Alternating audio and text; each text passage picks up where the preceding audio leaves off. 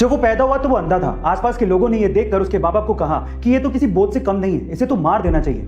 अंधा होने की वजह से बमुश्किल उसे किसी स्कूल में एडमिशन मिला, लेकिन वो पढ़ने में बहुत होशियार था। 10th में 90% मार्क्स बनाने के बाद वो 11th में साइंस लेना चाहता था, लेकिन आंध्रा का कोई भी स्कूल उसे एडमिशन देने को तैयार ही नहीं था। कोर्ट में लड़ाई लड़ने के बाद उसे साइंस में पढ़ने को मिला। 12th में अच्छे मार्क्स बनाने के बाद वो IIT में पढ़ना चाहता था, लेकिन इंडिया की कोई भी IIT उसे एडमिशन देने को तैयार नहीं थी। इसके बाद उसने यूएस की नामी यूनिवर्सिटी MIT में अप्लाई किया और वो इंडिया का पहला ऐसा ब्लाइंड स्टूडेंट बना जिसे MIT यूनिवर्सिटी में एडमिशन मिला। इसके बाद वो चाहता तो अच्छी सैलरी पे वहां पे काम कर सकता था, लेकिन वो इंडिया आया और उसने अपने जैसे लोगों को हेल्प करने की सोची। इसके बाद उसने हैदराबाद में बुलांट इंडस्ट्री की स्थापना की और वहां पर दिव्यांग लोगों को नौकरियां भी दी और उन्हें सम्मान से जीना भी सिखाया। गाइस, जिसे लोग बोझ समझते थे, आज वही लड़का 100 करोड़ की कंपनी का मालिक है और अपने जैसे कई लोगों की जिंदगियां बदल रहा है। उनका नाम है श्रीकांत बुला। गाइस, ये बात है 1980 की, जब महाराष्ट्र के जलगांव डिस्ट्रिक्ट के अमलनेर गांव में रहने वाले मोहम्मद अनवर के पिता की अचानक से मौत हो गई। उनकी मौत के बाद पीछे जायदाद में एक खेत था जिसे मोहम्मद अनवर के अलावा 3 भाइयों में बराबर से बांट दिया गया, लेकिन मोहम्मद अनवर ने उस जमीन के टुकड़े को 80,000 रुपए में बेच दिया और एक ब्रोकर सतीश शाह के कहने पर 10,000 रुपए विप्रो कंपनी में इन्वेस्ट कर दिए और 100 शेयर्स विप्रो कंपनी के खरीद लिए।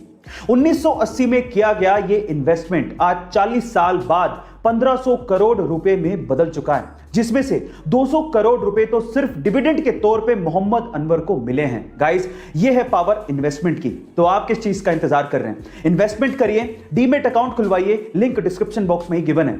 हमारे देश में क्रिकेट बहुत ज्यादा पॉपुलर है और कभी कभार ग्राउंड पे खिलाड़ियों के बीच की कंट्रोवर्सी इसे और ज्यादा पॉपुलर बना देती है। गाइस, आपने क्रिकेट के ग्राउंड पे बहुत बार खिलाड़ियों को आपस में भिड़ते और उन्हें आपस में गाली देते या अपशब्द बोलते देखा होगा, लेकिन क्या आपको पता है कि एक खेल का टूर्नामेंट ऐसा भी है जहां पर खिलाड़ी आपस में एक दूसरे को गाली नहीं दे सकते।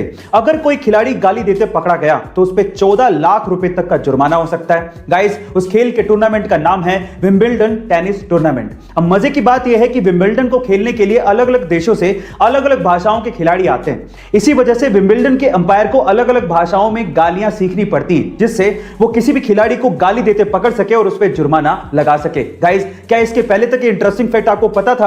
और अगर नहीं पता था तो कमेंट सेक्शन में जरूर लिखिएगा। गाइस, जापानीज लोग टेक्नोलॉजी में तो आगे हैं ही, वो लोग नेचर का भी पूरा ख्याल रखते हैं, क्योंकि वो ये बात जानते हैं कि नेचर है तो इंसान का अस्तित्व है।